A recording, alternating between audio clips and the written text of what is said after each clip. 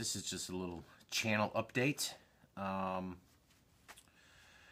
some Q&A, and also got quite a few new subscribers, and I want to, well, officially welcome you to the channel.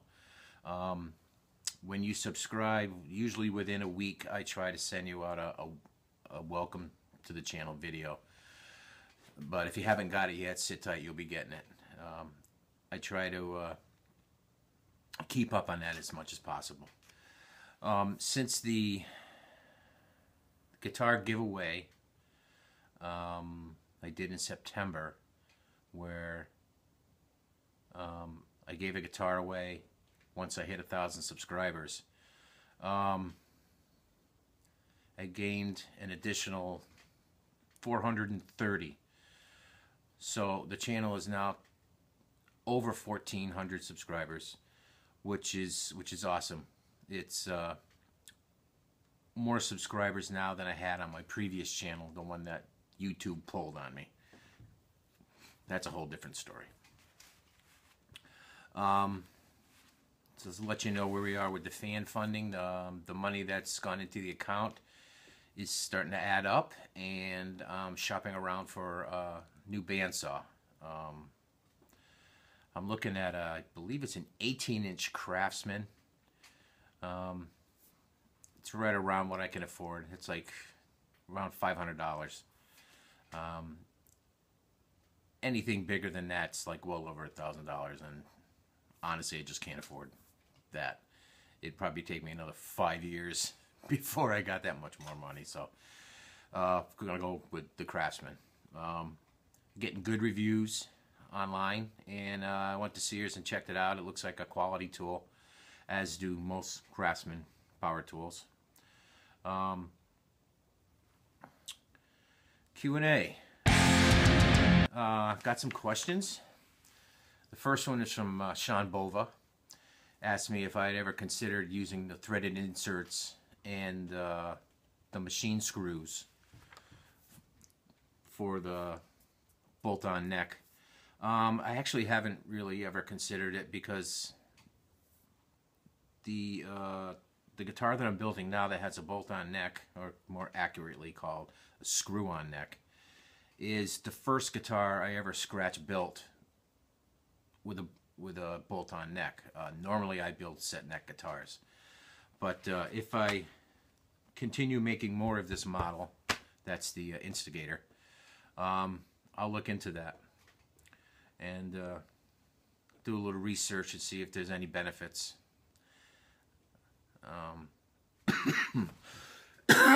Excuse me. So I'll look into that. Got one here from Andrew Allen Guitars. I was interested in knowing what the bridge was that I'm putting on the Instigator. It's a hip shot bridge.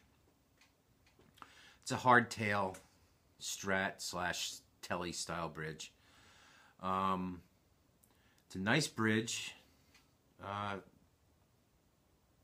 It's all smooth and everything's polished off nice, and nothing to catch your hand like a normal Telly bridge has. They got that ashtray type thing, and it's kind of rough on your hand. So yeah, hip shot.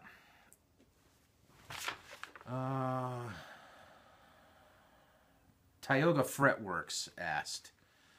He's asking me, this is kind of random, what brand of double-sided tape I use. When I first started building guitars, I used the stuff that StewMax sells. It's like maybe 1.5 inches, 2 inches wide, and I don't know, what do you get? Not a hell of a lot of tape.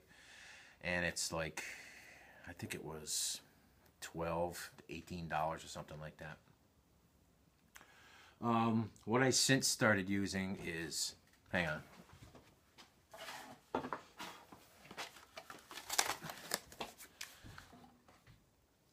Scotch, double-sided.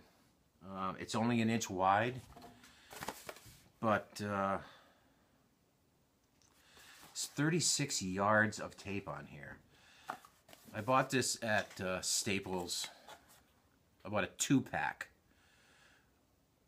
Maybe a year ago, maybe a little more. And I just finished up the first roll maybe a month ago.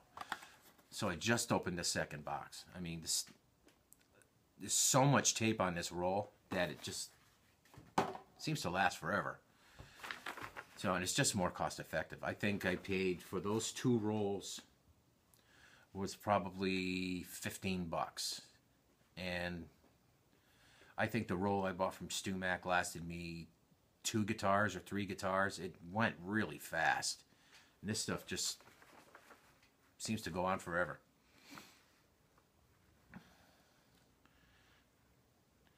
Oh, I'm going to butcher this name. Diego Armamburo. Sorry, Diego, if I fucked your name up. Asked if I could show how to do checking lines in lacquer. I've seen videos where people do that. They take a straight edge razor and they cut like little lines into the lacquer, and it looks like the lacquer is checked over time. That is a fine art to do and to do well, and I've never tried it. I'm really not into relicking guitars. In fact, I put out a video a little while ago maligning people who like to do that to guitars, and it was a big joke, and you know, some people got the joke and a lot of people didn't. So I pulled the video. It's not worth the hassle, you know. But yeah, I don't do that. I've never done that. It's a fine art, and I would say somebody who does that probably has been doing it well over 5 or 10 years to do it well, so it looks natural. Next question from Jacob Sachs. He's referring to here the video I did on doing your own water slide decals. He has a Yamaha Pacifica with an unfinished neck, and he wants to do it on the front of his headstock, and he was wondering what would be the procedure of finishing it. And I'm going to say, if you like your unfinished neck, keep it unfinished. I would suggest rubbing some True Oil or something on the back of the neck to protect it from the oil in your hands, and also to seal it so the humidity doesn't run in and out of that wood, causing it to wreak havoc with your truss rod adjustment. But if you want to put the water slide decals on the front of your headstock, you could just seal the front of the headstock with lacquer or with poly over the top of your water slide decal. I've seen plenty of guitars with a glossy headstock front, and the rest of the neck is matte, you know, and it looks fine. I always like a glossy front of a headstock anyway. Just looks nicer. Anyway, that's the end of the questions. If you have any questions, just throw them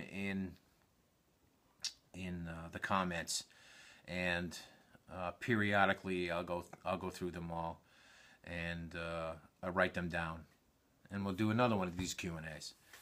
So you guys can get your questions answered. I may have even answered those questions in the comments, but who knows? Not everybody reads the comments. So anyway, again, to all my new subscribers, thanks a lot for subscribing. If you haven't got a welcome video, you'll get one soon. Thank you for subscribing to the channel. I appreciate it a lot. If it wasn't for you guys, I'd just be doing this shit by myself, talking to myself. So I appreciate you hanging out. I appreciate your nice comments. Thanks for all the well wishes for 2017. There's a channel I stumbled upon that I want to let you guys know about. It's called Guitar Nerds. And they do all kinds of demos on guitars and amps and pedals and stuff. It's very much like the Know Your Gear guy, but it's, I think, 3 or 4 different guys, and they're putting out videos all the time, so go check their channel out, and I think you'll enjoy it. Anyway, that's going to do it for this little video. So next time I'm going to be working on the instigator. I'm going to be hogging out the control cavity. I have to design a new cavity for this one. I don't want it the same as the ones on the Troublemakers. I want it to be of its, its own. So until next time, you guys behave yourself. Have a great 2017. Peace.